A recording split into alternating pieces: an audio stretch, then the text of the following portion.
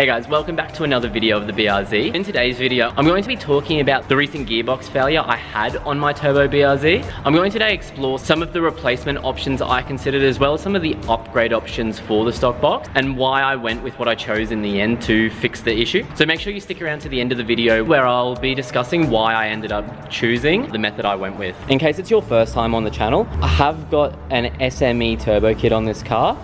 It runs a Garrett GTX 2867R Gen 2. Currently makes around 400 horsepower at the wheels. Go through as well the pros and cons of each option so you guys can best make a decision for your build. On my particular car, the failure that I had was the Synchro on 4th gear wore out. From what I've been told and what I've researched, the 4th gear Synchro failure is a common point for failure on a boosted application car. I was lucky that I'd got the car fixed before it damaged the gear. I'll also include just now a clip of the 8.6 crunching 4th gear so you can see how bad that they do get.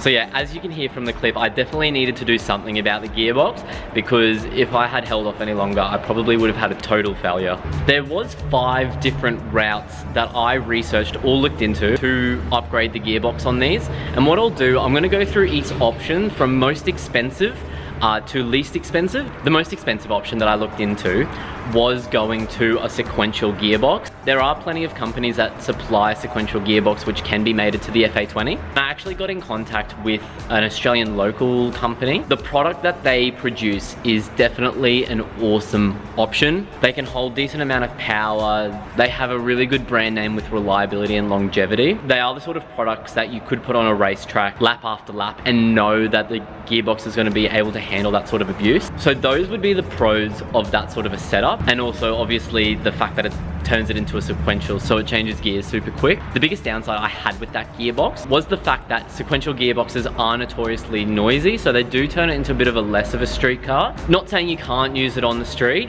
but it definitely isn't as friendly as the stock gearbox. And also secondly, the cost. All said and done, it was going to be an over $20,000 exercise, as the company also recommended getting an aftermarket ECU to run all the features for the sequential. The next cheapest option on this list would have been a straight cut gear set. There are a couple of companies that do a straight cut gear set. I was mainly going to look into the PPG gear set. From the research I did, that seemed to have the most reviews that I could see, which were of a positive nature. The PPG gear set would set you back about $10,000 or so installed on the car. And obviously with that gear set, there'll be stronger gears, being able to hold a bit more power.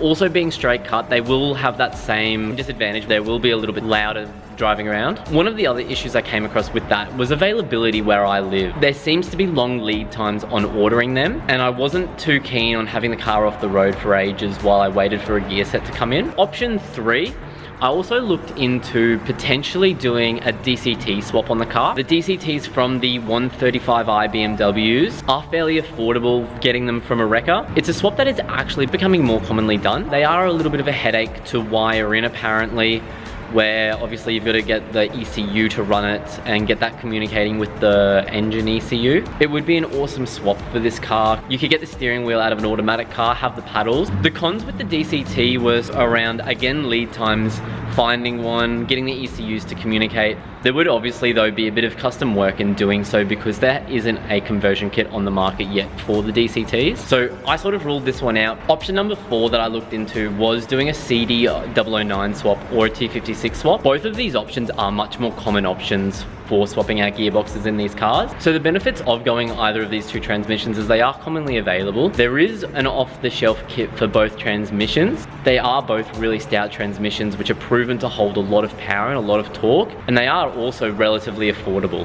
I wouldn't really say there's a disadvantage of going to a CD009 or a T56, since they are both good transmissions, apart from the price. Obviously doing a swap is not going to be the most expensive option, but it's also not the cheapest option. Option 5 on my list of gearbox upgrades is actually the Verus Engineering carbon synchro kit, which is a direct install for the OEM AZ6 transmission. The reason I went for this option in the end was obviously, first of all, the affordability of it. Obviously being a synchro kit, if you don't do it yourself, you've got to get a mechanic to get the synchros installed onto the gear set. And as well, just like everything else Verus Engineering produces, it is going to be an awesome quality part. From some of the research that I did as well, the AZ6 transmission is actually a pretty strong transmission when you are at around that 400 horsepower mark. Rings themselves are a similar similar size to the STI 6-speed rings. And obviously the STI transmissions are a common swap in the Subaru community. They do hold quite a bit of power and all-wheel drive as well. Now, being a rear-wheel drive car, obviously there's a little bit less pressure on the transmission. So I have full confidence that the transmission's actually strong enough to hold the power that I'm actually pushing out of this. I know these transmissions do have a pretty bad image of being a weak transmission. The people that I've spoken to though seem to believe that it is a strong transmission, but it's obviously let down by the Synchros, and I do have full faith in the carbon Synchros holding up to the track days that I have planned for the future. That's it for tonight, guys. As I said, it was a short video just going through what options that I did a bit of research into.